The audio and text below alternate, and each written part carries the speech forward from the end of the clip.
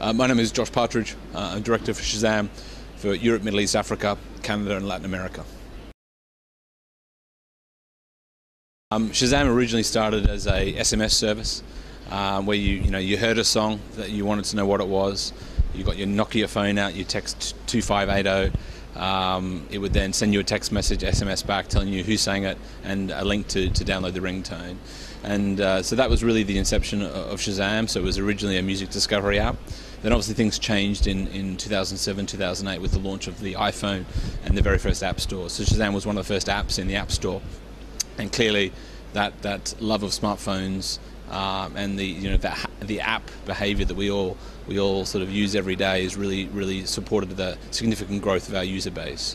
So we've grown now to nearly 600 million downloads, installs, and we've now have over 100 million monthly active users across the world. So Shazam was actually founded in London, so by a group of Stanford MBAs who got funding over in Europe. At the time, Europe was really the hub of mobile, whereas the US is really more about .com at the time.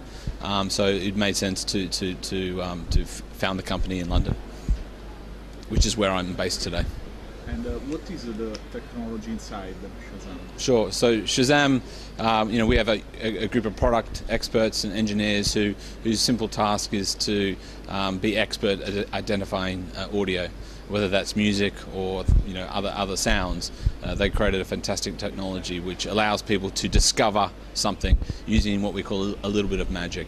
And from that sort of inception of an SMS service to the app that we know today, the team's job is to create the right result in the quickest possible time to give that magical experience to our users.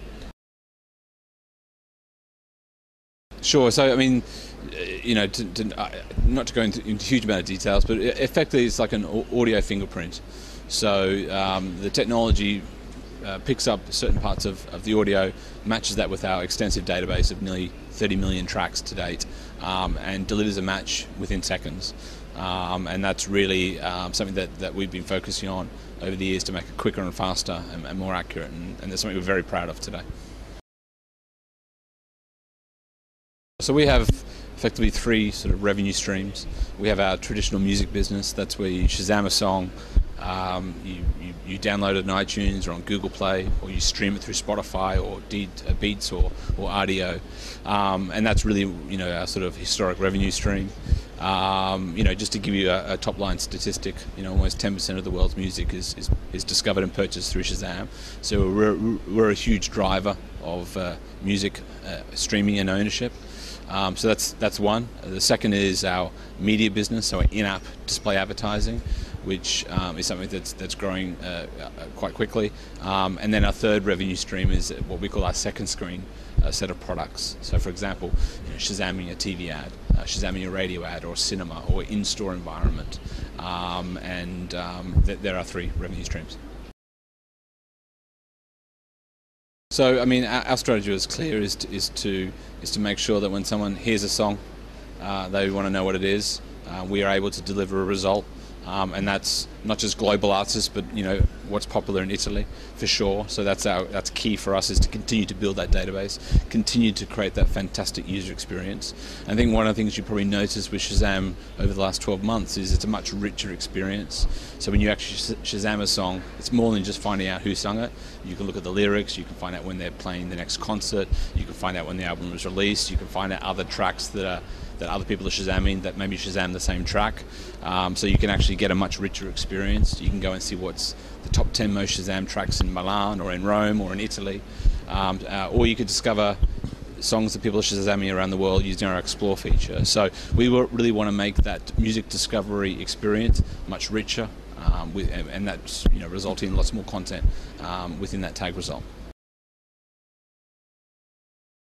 One of the things that we recently announced was a new partnership with a company called Digimarc, and Digimarc are really much experts at helping image recognition. So, for example, let's just say you see a magazine and you see a car ad in there, and you want to know more about the car, or you see a launch of a movie. We're offering a new product called Visual Shazam, rather, and all it is, it's very, very simple. You get your Shazam app, you open it up.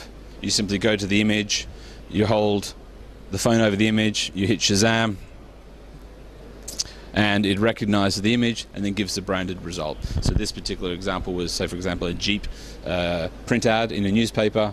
I simply get my Shazam app out, hit Shazam, picks up the unique fingerprint effectively that's on the visual ad, and then delivers a branded result.